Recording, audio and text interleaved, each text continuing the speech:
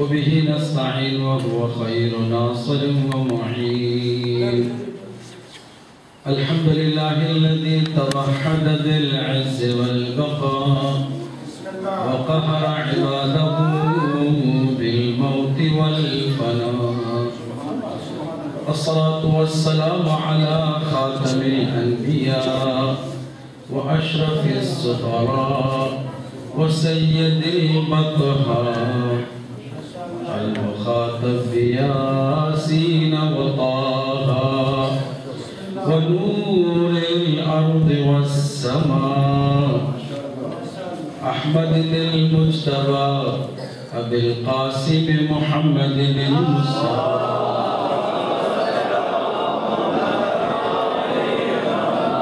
وعلى أهل بيته الطيبين الطاهرين السادات العلا والأئمة الهدى واللعن على أعدائهم أجمعين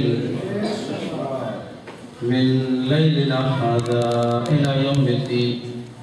أما بعد، قال الله الحكيم في كتابه الكريم: بسم الله الرحمن الرحيم. نون والقلم وما يسطرون.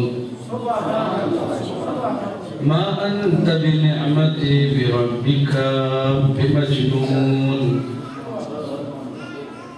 وإن لك لأجرا غير ممنون وإنك لعلى خلق عظيم. سمع كسرة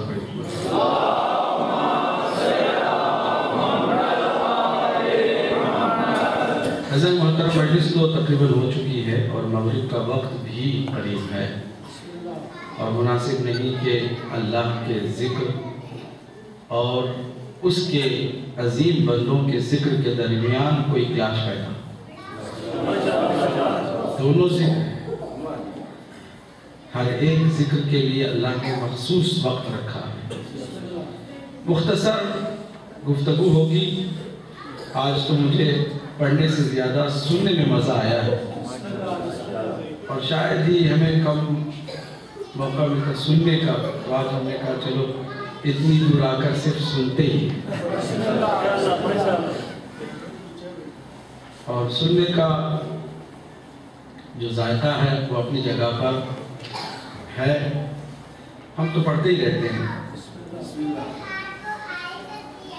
جس آیت کریمہ کی بلکہ جس سورہ کریمہ کی چند آیات کی تلاوت کا شرف حاصل کیا ہے اسے سورہ والقلم کہا جاتا ہے.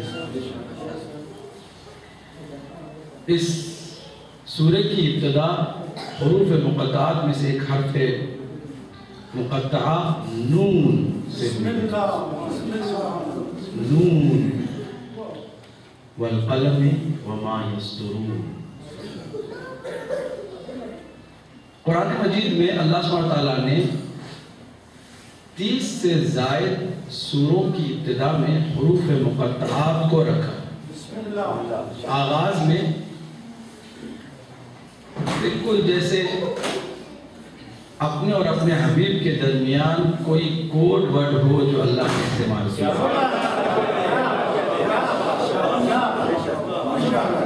یہ کوڈ ہے. نون کیا ہے؟ کوڈ ہے. الف لام میم. کسی بھی مکتب فکری کے ترجمے کی کتاب کو اٹھا لیں قرآن مجید کی ترجمہ نیچے خالی رہے گا, ترجمہ نہیں. الف لام میم کیا مطلب کوئی نہیں جانتا.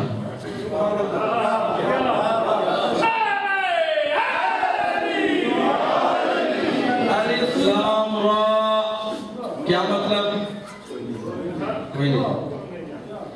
محدث نہیں جانتا, مفسر نہیں جانتا, محرخ نہیں جانتا, ملا نہیں جانتا, مفتی نہیں جانتا, جب ہم کہتے ہیں کوئی بھی نہیں جانتا تو کوئی بھی نہیں جانتا. یا رسول اللہ آپ کے اور اپنے خدا کے درمیان ایک خاص راز ہے, ایک کوڈ ہے جو استعمال تو ہوتا ہے.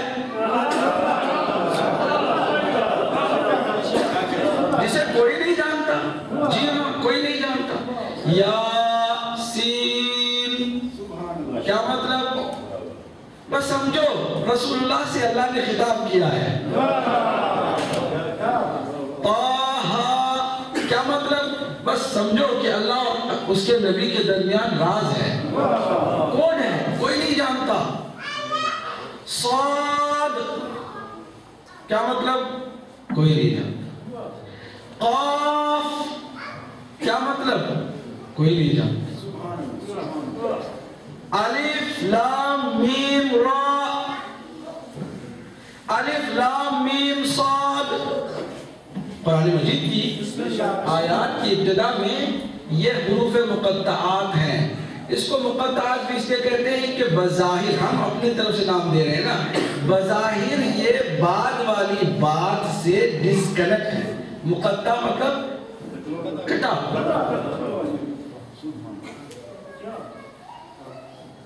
کوئی نہیں جانتا. جی ہاں. مفسر نہیں جانتے؟ نہیں جانتے. کسی بھی مکتب کے؟ جی ہاں کسی بھی مکتب کے. دیوبندی نہیں، بریلوی نہیں، شیعہ نہیں، اہل حدیث نہیں، جماعت اسلامی نہیں.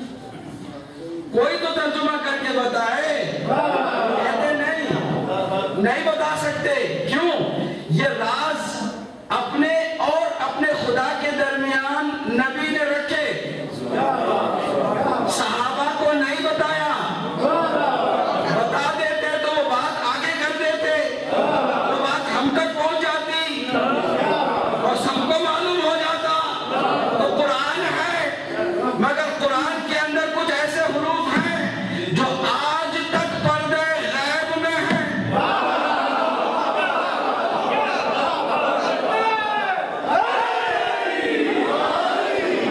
قرآن ہے پروردگار. قرآن تو ہدایت کے لیے ہے. جب بات ہی سمجھ میں نہیں آتی تو ہدایت کیسی؟ بات نہ سمجھا کر بھی ہدایت کر رہے ہیں. ارے پروردگار تو نے لفظوں کو رکھ دیا، حروف کو رکھ دیا، اور وہ بھی بہت مشہور صورتوں کی ابتدا میں رکھ دیا. آغاز بھی انجان طریقے سے کروا دیا، بتایا بھی نہیں. نبی اور اپنے درمیان راز کے طور پر رکھا. تو پھر ہم پڑھتے ہیں اسے کچھ سمجھتے ہی نہیں ہے. تو نہ سمجھنے پر ہدایت کیسی؟ آواز قدرت آئے گی. نہ سمجھنے پر ہدایت یہ کہ تم میں سے کوئی قرآن کو کافی نہ سمجھے.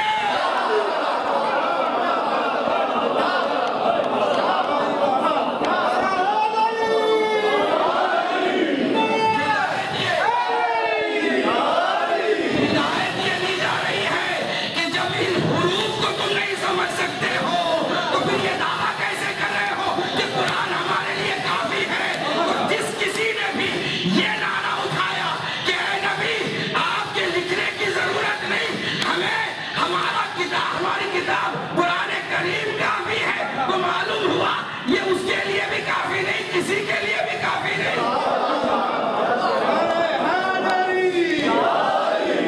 قرآن کافی نہیں ہے تو نبی کہہ رہے میرا اور میں لکھ دوں.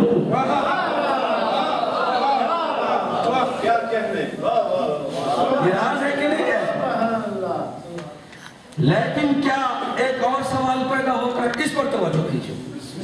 سوال یہ ہے کہ ان کوڈ ورڈز کو، ان حروف جو زیر راز میں ہیں، ان کو اللہ نے نازل کو کروا دیا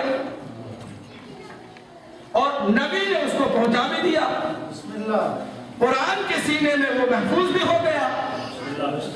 راز کس کے پاس ہے؟ اللہ اور رسول کے پاس. رسول تشریف لے کے گئے اور اگر بغیر بتائے کسی کو لے کے چلے گئے تو اس کا مطلب یہ ہوا کہ آپ نے قرآن مجید میں نعوذ باللہ بے ہدہ، بے مقصد، فضول کوئی حرف رکھ دیا. جب امت کو سمجھ میں نہ آئے، نبی بھی نہ بتائے امت کو، تو پھر اس کو قرآن مجید میں رکھنے کی کیا ضرورت ہے؟ کیا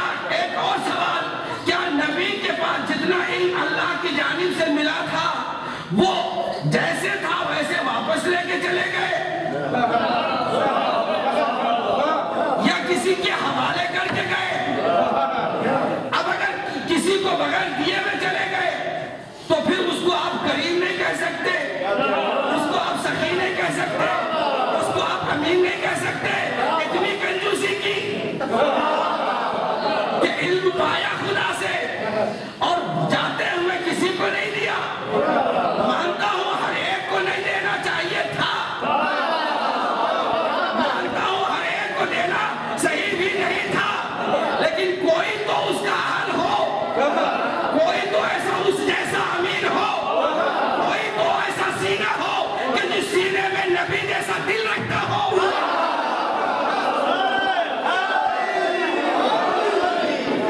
कोई तो ऐसा हो।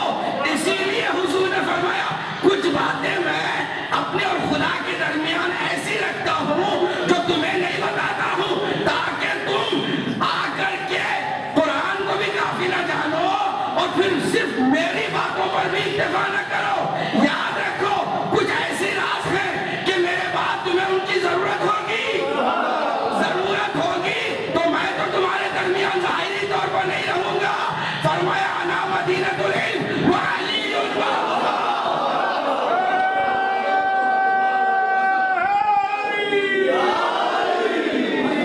बात समझ में नहीं आती, वो राज वो कुरान मजीद के अंदर जो अल्लाह ने रखा है तुम्हें नहीं समझ में आता, नहीं समझ में आएगा, लेकिन किसी के हवाले करके जा रहा हूँ, वो राज किसी के सुपुर्द करके जा रहा हूँ।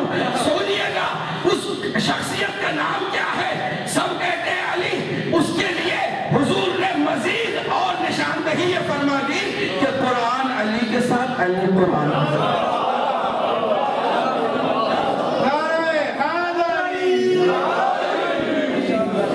कुछ राज की बातें कुरान में है जो किसी को नहीं मालूम। कुरान अली के साथ है, अली कुरान के साथ है। अली की जात में भी कुछ ऐसी राज की बातें हैं जो आज तक किसी को नहीं मालूम।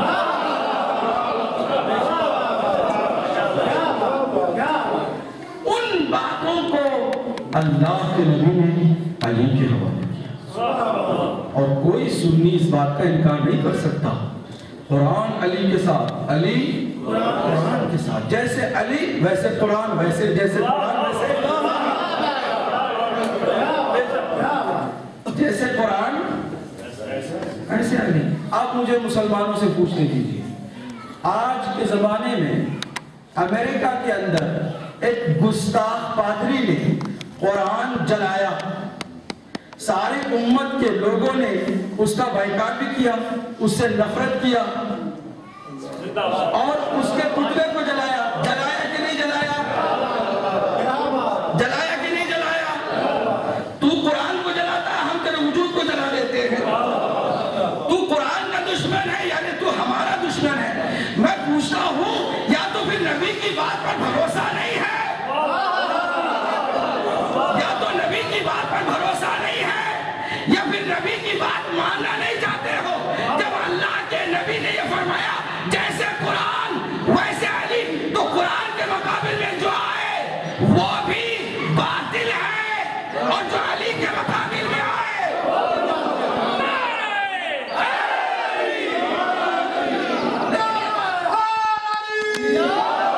ये बात समझ से बाहर है कि मुल्ला कहता है हम तो सुन्नत नबी पर चलते हैं। नबी फरमाया कि जैसे कुरान वैसे अली, अली कुरान के साथ, कुरान अली के साथ। कुरान जलाने वाले को काफिर समझते हो, अली के मुकाबिल में आने वाले को सहाबी समझते हो।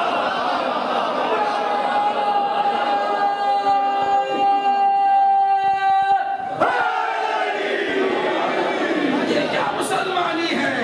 ये कौन सा इस्लाम है? नबी पर भरोसा नहीं। नबी तो फरमा रहे, हाँ अगर हदीस में कोई सुक्म हो तो मुझे बताओ, सनद में कोई इख्तिलाफ हो तो मुझे बताओ, अगर उसकी सनद में किसी तरह की कोई कमजोरी